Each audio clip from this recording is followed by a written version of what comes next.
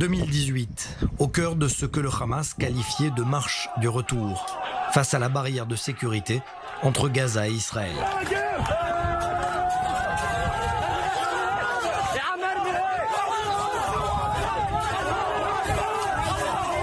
Des émeutes toutes violentes, des destructions de la clôture à des tentatives d'infiltration terroriste.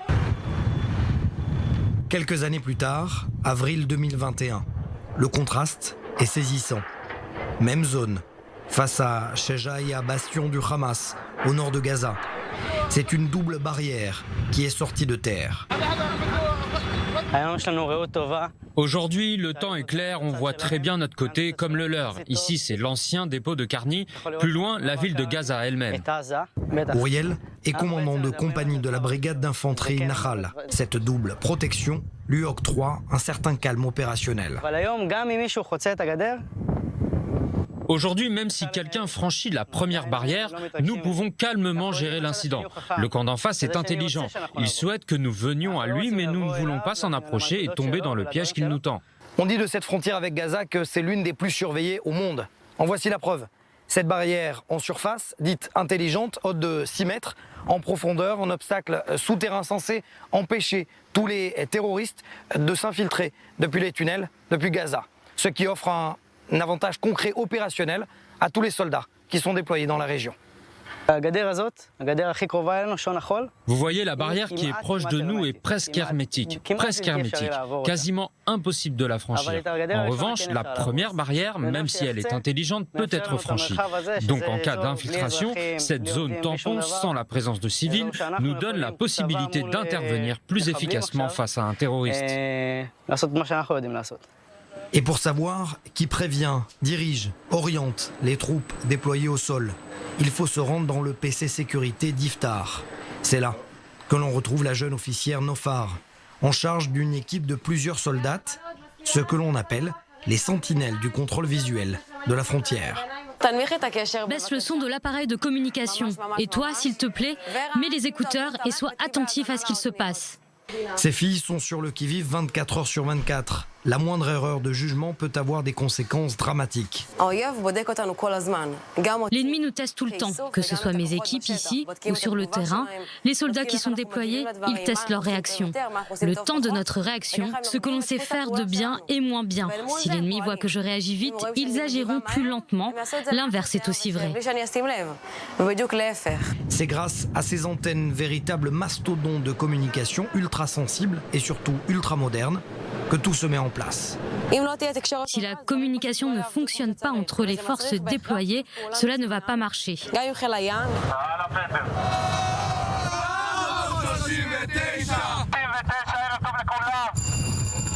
La marine, c'est elle, justement, que l'on retrouve dans le port d'Ashkelon, à 9 km du nord de Gaza.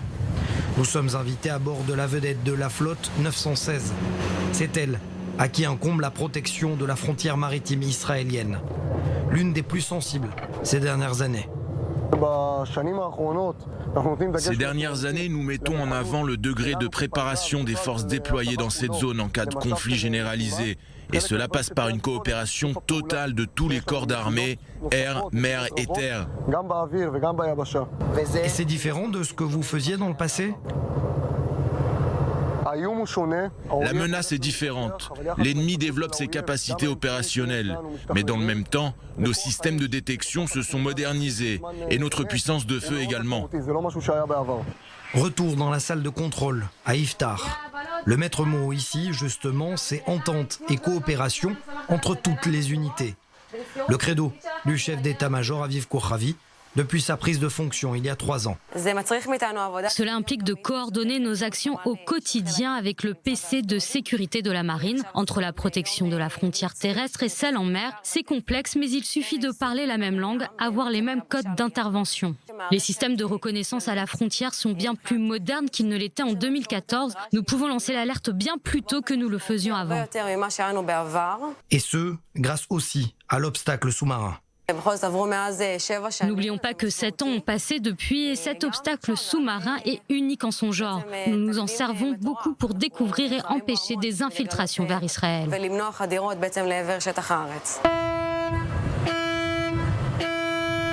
final, une fois l'alerte lancée, ce sont ces hommes et ces femmes qui agissent. La technologie est ici au service des soldats. Derrière nous, l'un des endroits les plus stratégiques de la bande côtière du sud d'Israël, à Ashkelon.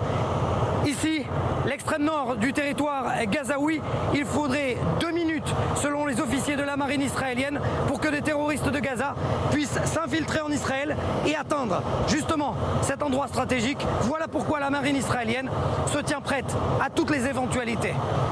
Alors pour répondre au mieux à des tentatives d'attaque depuis la mer, la marine israélienne s'est dotée de ces embarcations rapides que l'on voit à nos côtés, au large des côtes de Gaza. La vedette est un appareil plus lourd et plus encombrant et on ne veut pas forcément qu'il soit trop proche de la rive de Gaza.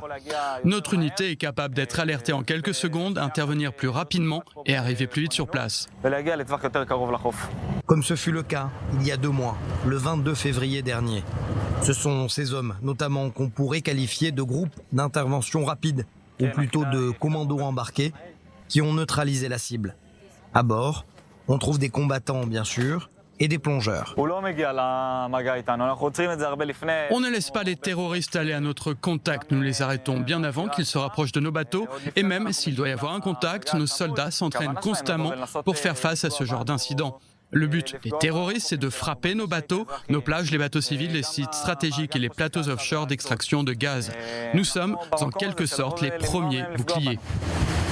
Nous reviendrons dans un instant avec l'équipage de la flotte 916 au large de Gaza. Car en attendant, de retour sur Terre, un détail nous surprend. Où est passée la tour d'observation attaquée pendant l'opération Bordure Protectrice? Là où nous sommes, il y avait une tour d'observation où se situaient 5 soldats. En 2014, ils ont tous été tués par des terroristes qui sont sortis d'un tunnel qui était là, juste là, en contrebas. Les soldats ont tous été surpris. Aujourd'hui, nous pensons qu'une telle menace n'existe pas ou plus. L'obstacle souterrain existe, mais l'ennemi apprend. Il viendra par le ciel, par la mer. L'histoire nous l'a appris. Aucun obstacle n'est infranchissable. Quand je vois la position du Hamas qui est si proche de la vôtre, qu'est-ce qui l'empêche maintenant de vous tirer dessus? Qu'est-ce qui m'empêche à moi maintenant de lui tirer dessus? C'est la vraie question. Il y a une raison très claire pour laquelle les hommes du Hamas sont là.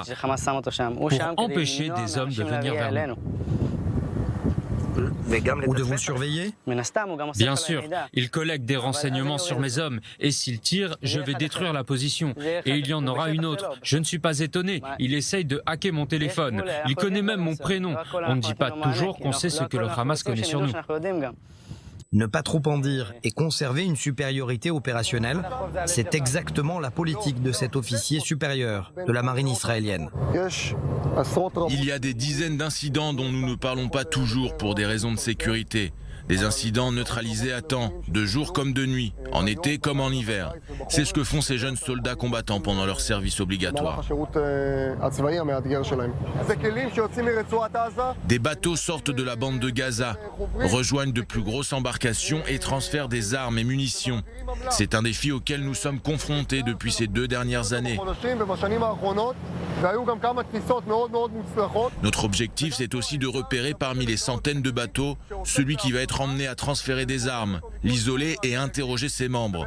Et à ce sujet, je dois dire que nous avons plusieurs succès opérationnels à notre actif. Fin de la soirée, fin de notre tournage. Ces soldats repartent en mission et prennent le large.